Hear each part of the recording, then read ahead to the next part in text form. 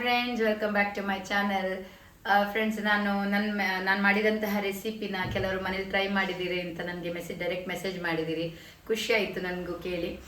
ಹಾಗೆ ಇನ್ನೂ ನಾನು ಮಾಡುವಂಥ ರೆಸಿಪಿನ ಹಾಗೆ ಟ್ರೈ ಮಾಡಿ ಅಂತ ಕೇಳ್ತೇನೆ. ಇವತ್ತು ನಾನು ಒಂದು ಡಿಫ್ರೆಂಟ್ ರೆಸಿಪಿಯೊಂದಿಗೆ ಬಂದಿದ್ದೇನೆ. ಡಿಫ್ರೆಂಟ್ ಅಂದರೆ ಕಾಬೂಲ್ ಚೆನ್ನದಲ್ಲಿ ಕೆಲವರು ಸಾರು ಮಾಡ್ತಾರೆ ಅಥವಾ ಚೆನ್ನ ಮಸಾಲ ಮಾಡ್ತಾರೆ, ಹಾಗೆ ಡಿಫ್ರೆಂಟ್ ಬೇರೆ ಬೇರೆ ಮಾಡ್ತಾರೆ. ನಾನು ಇವತ್ತು ಅದನ್ನು ಯೂಸ್ ಮಾಡಿಕೊಂಡು ಕಾಬೂಲ್ ಚೆನ್ನ ಟಿಕ್ಕಿ ಮಾಡ್ತಾ ಇದ್ದೇನೆ. ಟಿಕ್ಕಿ ಅದು ತುಂಬ ಟೇಸ್ಟಿ. ಆ ಮಕ್ಕಳಿಗೆ ಸ್ಕೂಲಿಂದ ಬಂದ ಮೇಲೆ ಇದನ್ನು ಒಂದು ಪರ್ಫೆಕ್ಟ್ ಈವ್ನಿಂಗ್ ಸ್ನ್ಯಾಕ್. ಅದಕ್ಕೇನೆಲ್ಲ ಬೇಕು ಇಂಗ್ರೀಡಿಯೆಂಟ್ಸ್ ಹೇಳ್ತೇನೆ, ಬನ್ನಿ ನೋಡುವ. ಓಕೆ, ಈಗ ಇದು ದೊಡ್ಡ ಬೌಲ್ ತಗೊಂಡಿದ್ದೇನೆ. ಇದಕ್ಕೇನೆ ನಾನೀಗ ವೈಟ್ ಕಡಲೆನ ಹೀಗೆ ಹಾಕ್ತೇನೆ. ಆಮೇಲೆ ಮೇನ್ ಬಂದು ಇದು ಬಿಳಿ ಕಡಲೆ ತಗೊಂಡಿದ್ದೇನೆ. ಇದು ಹಸಿಮೆಣಸು, ಕೊತ್ತಂಬರಿ ಸೊಪ್ಪು, ಬ್ಲ್ಯಾಕ್ ಸಾಲ್ಟ್, ನೀರುಳ್ಳಿ, ಸ್ವಲ್ಪ ಬಿಳಿ ಎಳ್ಳು ತಗೊಂಡಿದ್ದೇನೆ. ಮತ್ತು ಇದು ಗರಂ ಮಸಾಲ ಪೌಡರ್, ಕೊತ್ತಂಬರಿ, ಕೊರಿಯಾಂಡರ್ ಪೌಡರ್, ಪೆಪ್ಪರ್, ಸ್ವಲ್ಪ ರೆಡ್ ಚಿಲ್ಲಿ ಪೌಡರ್ ತಗೊಂಡಿದ್ದೇನೆ.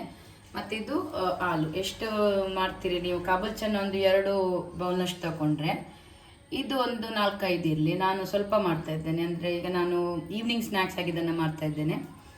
ಓಕೆ, ಈಗ ವೈಟ್ ಕಡ್ಲೆ ಹಾಕಿ ಆಯ್ತಲ್ಲ, ಇದಕ್ಕೇನೆ ಈಗ ನಾನು 1 ಬೌಲ್ನಷ್ಟು ನೀರುಳ್ಳಿ ಹಾಕ್ತಾ ಇದ್ದೇನೆ. ಇದಕ್ಕೆ ಈಗ ನಾನು 3 ಹಾಲು ತಗೊಂಡಿದ್ದೇನಲ್ಲ, ಇದನ್ನು ಹಾಕ್ತೇನೆ. ಈಗ ಇದನ್ನೆಲ್ಲ ಒಟ್ಟಿಗೆ ಫಸ್ಟು ಸ್ಮ್ಯಾಶ್ ಮಾಡುವ.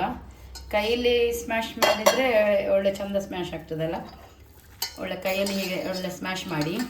ನಾನು ತಗೊಂಡಿರುವಂಥ ಎಲ್ಲ ಇಂಗ್ರೀಡಿಯೆಂಟ್ಸ್ ಒಟ್ಟಿಗೆ ಹಾಕಿ ಇದನ್ನು ಮಿಕ್ಸ್ ಮಾಡಿ ಇಟ್ಟಿದ್ದೇನೆ. ಸ್ವಲ್ಪ ಎಣ್ಣೆ ಹಾಕ್ಕೊಳ್ತಾ ಇದ್ದೇನೆ ಪ್ಯಾನಿಗೆ. ಓಕೆ, ಈಗ 4 ಪ್ಯಾಕೆಟ್ ಮಾಡಿ ಹಾಕಿದ್ದೇನೆ. ಮತ್ತು ಇದಕ್ಕೆ ಸ್ವಲ್ಪ ಗಟ್ಟಿ ಆಗಲಿಕ್ಕೆ ನೀವು ಸ್ವಲ್ಪ ಕಡಲೆ ಹಿಟ್ಟು ಅಂತ ಸೇರಿಸ್ಕೊಳ್ಬೋದು ಫ್ರೆಂಡ್ಸ್. ಇದಕ್ಕೆ ನಾನು ಕಡಲೆ ಹಿಟ್ಟು ಸೇರಿಸಲಿಲ್ಲ.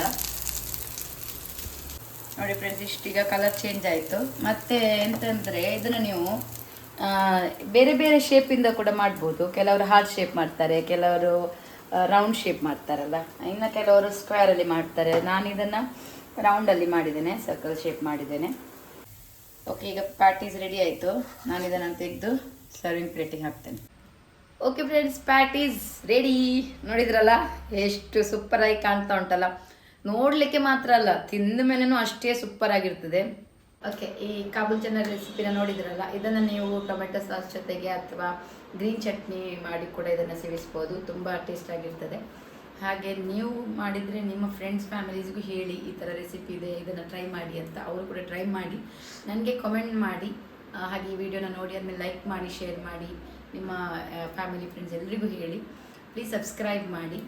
ಆ್ಯಂಡ್ ನೆಕ್ಸ್ಟ್ ಹೊಸದೊಂದು ವಿಡಿಯೋದಲ್ಲಿ ಮತ್ತೆ ನಿಮ್ಮ ಜೊತೆ ಬರ್ತೇನೆ. ಅಲ್ಲಿವರೆಗೂ ಟೇಕ್ ಕೇರ್, ಬಾಯ್.